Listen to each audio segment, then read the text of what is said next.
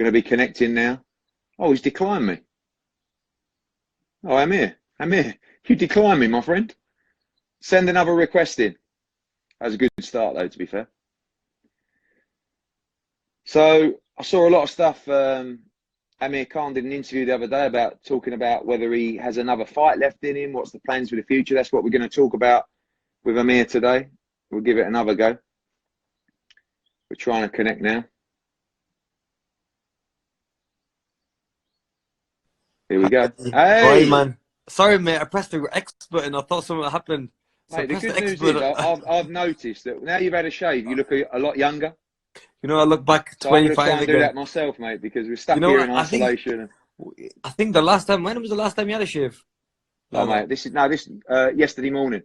You know, us real men, this is how we grow our stubble. Do you know what I mean? That is going back again that quick. Hey, How you been? How's well? life treating you? What's happening? I know you. Listen, you love to be on your travels as much as me. You're always flying around here, there, and everywhere. What's it been like for you? I know getting to spend a bit more time with the kids. Yeah, it's been quite hard, but to be honest with you, I think it's a good thing as well because I've got to spend quality time with my family, my wife, my kids, obviously newborn baby as well. So, and you know, I'm spending more quality time with them at home, taking them out in the garden, you know, do some exercises with them. See, I got 2 plots in my house where I've got another annex, so I can walk across there. Sometimes I can get my alone time there, make my phone calls and have my little chills. But overall, I mean, you do get bored.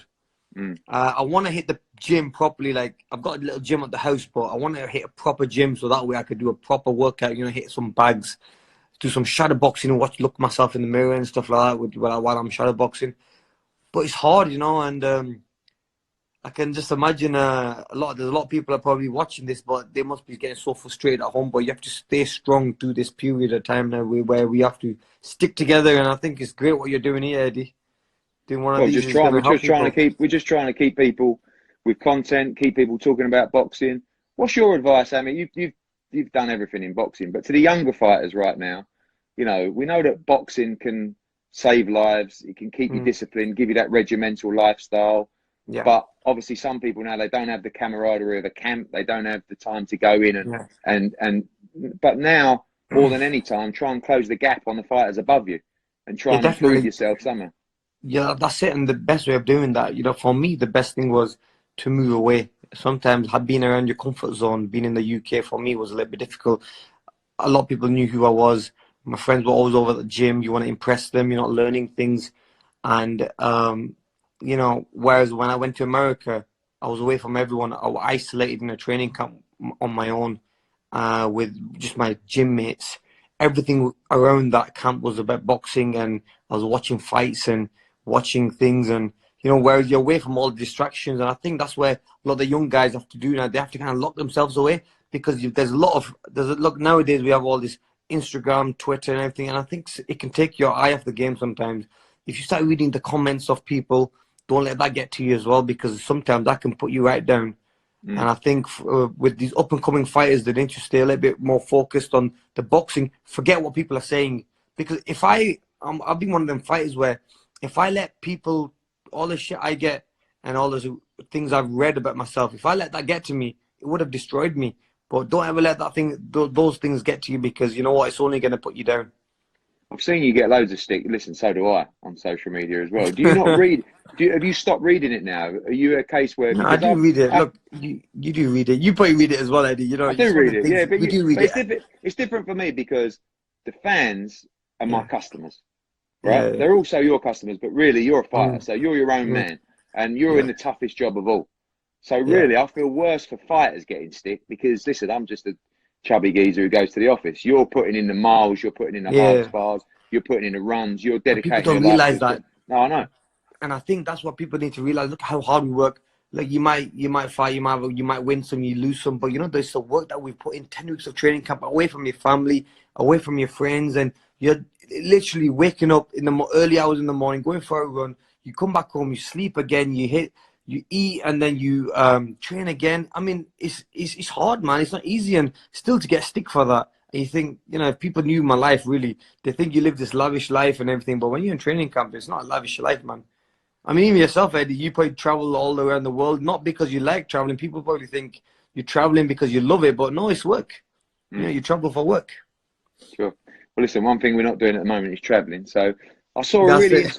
a really interesting article yesterday. I think it was Yeah. Boxing Scene or something like that, talking about your future, you know, and Mm. talking about the fact that you don't know what's next or when's next or if there is anything next. And that was something Exactly. that sort of grabbed me from the article, that you're not guaranteeing right now that you're not done in the Yeah, sport. I'm You know, not I'm I not would, done yet. No, no. I still have a couple of fights left in me, one or two at least. I just feel that you know, I've been in the game a very long time. I've had almost 40 fights, I've had 39 fights, and you know, I've had a brilliant career, and I love the sport in to bits, you know.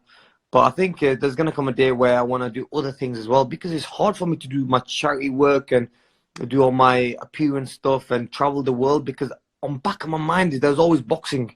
I've always got boxing back in my mind. I can't really chill out properly, you know. But till I say I'm done from boxing, then I can feel free, you know. Then I can feel like I can do whatever I want. But at this moment in time, you know, I still want to fight, and we just don't know how long this coronavirus is gonna last. Is it gonna last a year? it Is it sits gonna quite be a well little with bit you less? though. Like when we talk about your always your break with Ramadan. Now that's something Yeah, that's always been sometimes difficult to schedule your fights around. But actually, yeah. this might actually work in the benefit of you, because no one is going to be fighting during that period. So really, for me to get, hopefully, if after Ramadan, once Ramadan's over, end of summer, maybe that's when they'll allow sports happening again, and hopefully then I can start my training camp. So in a way, I think it's a setback for everyone. Normally, every year I had a setback because of Ramadan. I have to stop training. I miss a big payday. I miss out a fight. But still, I think sometimes having a bit of a break, I think this break might do a lot of good for a lot of people, because it'll give them a chance to kind of realize where they want to be, what they want to do in the life, in their career. And also, I think it'll be good in a way where give their body a rest as well. You know, being in Mm. the gym every day, sometimes you don't need that. I know a lot of young fighters who are always 24/7 in the gym training their ass off. You don't need to be in the gym every day. You need a Yeah, break as well, man. you know what? One thing I just want to talk about is sparring, because there's been a lot of Yeah. people talking lately about sparring and the effects that Yeah. hard sparring can have on. And there's a kind of school of thought now. The old school of thought is the hard spars are absolutely integral to the training camp, and the kind of like the new thought is maybe you shouldn't have too many tough spars. Where do you No. stand on sparring? You listen, you've been around, you've been in so many different Yeah. camps. What's So your every advice to coach is fight? different. Yeah, every coach is different. I work with all the coaches from Freddie Roach. So Freddie Roach is a coach that likes hard sparring, and literally a week just before the fight, you stop. So your spar, your last spar is on the Monday, and you fight on the Saturday. So anything can happen then. You know, you can get cut. You're losing weight. Your skin's a little bit thinner. But I think with sparring, see, every time I was in the wild card, it was always a war. You know, I was sparring guys like Povetnikov and all the top elite Russian fighters. They were all there, and everyone wants to knock your head off. I was even sparring Manny Pacquiao. I mean, Manny Pacquiao wasn't going easy. It was a full-on hard spar. We were head-to-head and toe-to-toe. But I just feel that it does take a lot out of you. See, when I had that fight against Peterson, I just felt gassed out, man. I think I'd left it all in the gym. And I think sometimes when you have too many hard spars, and this was 12 rounds after 12 rounds we were doing, sometimes doing too many rounds in the gym, you can leave it in the gym as well. So I think you might want to ease it off a little bit, you know, take your foot off the gas. Sparring's about, you know, getting the timing right. As soon as you know you got the timing right and you've got as I've got older, I've kind of realized it a little bit more. I think sparring around about 100, 150 rounds or 100 rounds for a training camp for a fight is probably enough. So yeah, I've done like 300 rounds of sparring, 400 rounds of Mm, sparring, and that's where I felt flat. mm. So you don't want to leave in the gym. We talk about Manny Pacquiao there. When you talk about your career now moving forward, Yeah. you've achieved so much. Is it the facts of you want, you know, the legends, you want the biggest events? I mean, people talk about Manny Pacquiao. There's a lot of messages coming in about your friend Kell Brook as well. Yeah. You know, people still want to Yeah. see that fight. Is it just, you know, you want, if you come back to this sport now, it's got to be the biggest fights It possible has and the to be the biggest biggest, stage. definitely, man. I mean, it's what motivates me now. You know, when you've made so much money in the game, you've done so well, you've won the world titles, what's going to motivate you? It's going to be the big fights, you know, and obviously the big name fights. Now, I think a Manny Pacquiao fight is huge. That'll be massive anywhere in the world, wherever it was. Then you've got other names like you got Kell Brook. I think that's another massive fight in the UK. But obviously, what's the situation with that fight now? I know he's gone up to 154. Yeah, he's sort of at 54, but he made it so easy last time. You know, I Yeah. believe he can still make 47. I still think it's a disadvantage for him at 47, as it Yeah. was in the Errol Spence fight. I think Yeah. it's quite an interesting situation because I think that Liam Smith summed it up quite well, where he was sort of Right. saying that the situation Liam Smith's in with Kell is a bit like Kell's in with you. Whereas Mm. you want to look, you know, you're looking at Pacquiao.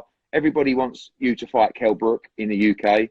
Liam Smith wants to fight Kell Brook really bad Yeah. at So yeah. 54. Kell Brook wants to fight you or fights Yeah. Yeah. Crawford. Makes sense. You know, so it's like an interesting situation. But listen, for me, as we know, that you know, we're not going to go into it. To a situation with Kell Brook, for me to come back to that is a massive stadium fight. If he stays at Yeah. 54, Definitely, man. I do like the Look. Liam Smith. Where do you sit on Brook Liam Smith as a fight? See, I sparred with Liam Smith when I was training for which fight was that one? I think that was for the Crawford fight. I think it was for the Crawford fight. I was sparring with Liam Smith, and you know, he's strong, comes forward. He's a very good fighter. His timing is amazing. Look, at 154, probably not one of the biggest hitters, but he is quite strong with his body pressure and his weight. You know, like to use his weight and put that pressure on you. I mean, him and Kell Brook would be a 50-50 fight. I mean, it would be a good fight. I think Kell's accuracy is very good. I think timing-wise, I think it'll be like a game of chess if they fought each other. It'd be a good fight. Okay. Well, listen. Would you ever make that happen?